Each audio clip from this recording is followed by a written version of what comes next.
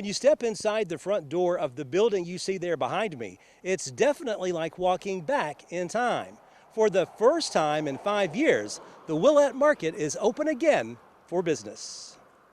I had a lady that she's a friend of mine, an older lady, and she asked, she was wanting to open an old country store for years, and she figured the only way was to get me to help her because I'm kind of a general handyman anyway. So I started on it, and we rented the building from, like I said, Mr. Donoho, and then I started on the floors. I cleaned the floors and had to do a bunch of rewiring and plumbing and fixing floors and just trying to get everything straightened up to where it looked like an old country store again. My granddad, B.B. Donoho, and my dad, Glen, had a lumber mill about a half mile on out the road, and in 1951, I believe it was, that they decided to build a garage and store, and of course they had one store already open up here, and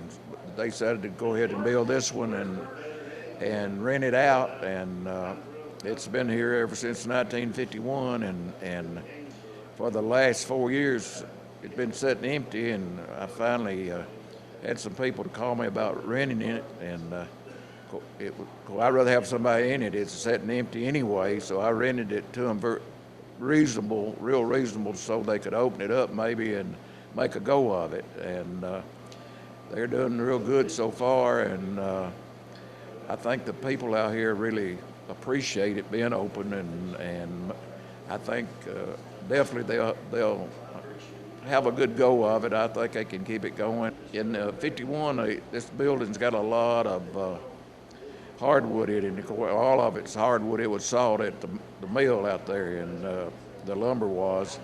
And there's a lot of chestnut in this building, chestnut oak. Chestnut, was gone now, but the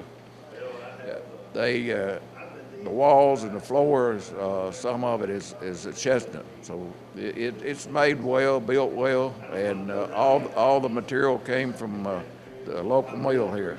I grew up in an old country store out in the middle of nowhere, and when you come in, and I get here pretty early, I get here about 5, something till 5 every morning, and I cook biscuits and everything, and I like to cook anyway. Then you see people come in, and they enjoy what you do.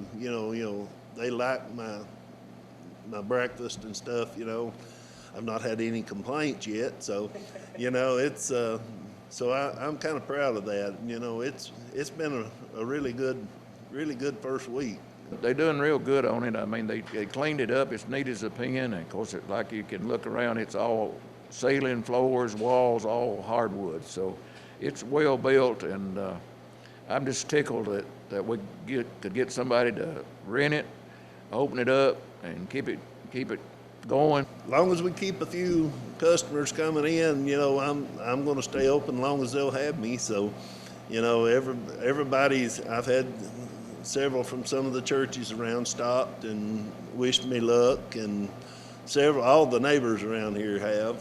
They've been just really nice, and I appreciate them stopping. So now the next time you head through Willette on the way to Jackson County, you have a place you can visit and sit a spell, or just stop by for a second to get a cool drink on a hot summer day. The Willette Market is easy to find. It's located at 1741 Willette Road in Red Boiling Springs. They're open from 6 a.m. until 6 p.m. Monday through Saturday. Reporting from Macon County, Barry Hiett, NCTV.